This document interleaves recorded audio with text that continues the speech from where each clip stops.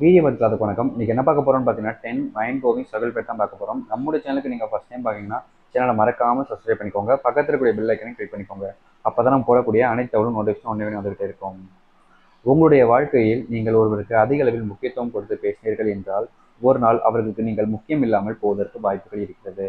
நம்ம லைஃப்ல இங்க நிறைய பேர்லாம் பார்த்தீங்கன்னா நம்ம விரும்பக்கூடிய அந்த ஒரு பொண்ணுக்கும் அந்த பையனுக்கும் சரி அதிகமான இம்பார்ட்டன்ட் கொடுத்து பேசுவோம். ஏன்னா நமக்கு பிடிச்சவங்க கூட பேசுறது தான் சந்தோஷம். அந்த நேரத்தை எதுக்கு வீணாக்கணும், எதையோ செஞ்சுக்கிட்டு அப்படின்ற மாதிரி நமக்கு பிடிச்சவங்க கூட பேசணும், சந்தோஷமாச்சு இருக்குமே அப்படின்றதுக்காக நிறைய பேர் பண்ணக்கூடிய விஷயம் தான்.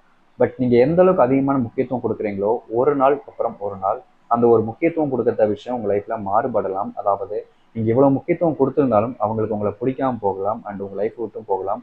நீங்க முக்கியத்துவம் கொடுத்துருப்பீங்க, ஆனா அந்த முக்கியத்துவம் கொடுத்த நபர் நீங்க அவங்களுக்கு முக்கியம் இல்லாமல் போய் அவங்க உங்க லைஃப் விட்டும் போகிறதுக்கும் சான்சஸ் இருக்கு. உங்களை ஒருவர் உண்மையாக நேசித்திருந்தால் நிச்சயம் நீங்கள் அவர்களிடம் பேசாமல் இருக்கும் பொழுது உங்களிடம் பேச வேண்டும் என்று நினைத்து அவர்கள் இயங்குவார்கள். அதாவது பார்த்தீங்கன்னா உங்களை ஒருத்தங்க உண்மையாக நேசிக்கிறாங்க அப்படின்ற போது நிச்சயமா நீங்க அவங்க கூட பேசாம அவாய்ட் பண்ணாலும் அவங்க அப்படி இருக்க மாட்டாங்க. உங்களை தேடி வந்து பேசுவாங்க. ஏன்னா அவங்களுக்கு உங்க கூட பேசணும், உங்க கூட பேசிக்கிட்டே இருக்கணுன்ற ஏக்கம் இருந்துகிட்டே தான் இருக்கும்.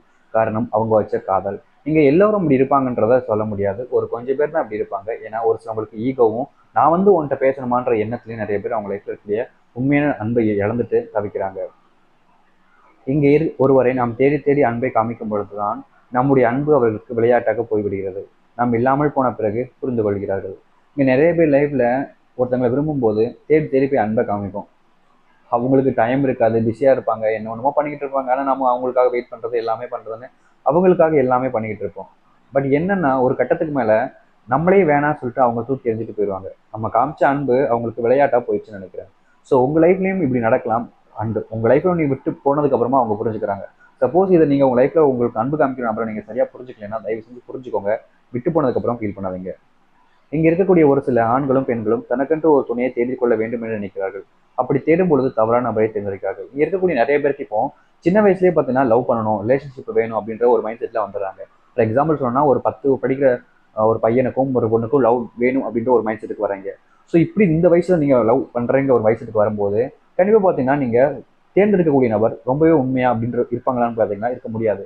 ஏன்னா அந்த சின்ன வயசு மென்டாலிட்டி படி பார்த்தீங்கன்னா உங்களோட லைஃப்ல நீங்க செலக்ட் பண்ற நபர் ஒரு சும்மா அஃபெக்ஷனுக்காக பண்றக்கூடிய விஷயம் உண்மையா இருக்குமான்றா இருக்க முடியாது. ஸோ அது சும்மா டைம் பாஸ் பண்ணக்கூடியதா இருக்கும். ஸோ முடிஞ்ச அளவுக்கு கொஞ்சம் நாட்கள் கடந்ததுக்கு அப்புறம் உங்களுக்கு பிடிச்சவங்க தேர்ந்தெடுக்க பாருங்க. ஒரு ஆண் வெற்றிக்கு பின்பு நிச்சயம் ஏதாவது ஒரு பெண்ணுடன் துணை நிச்சயம் இருக்கும்.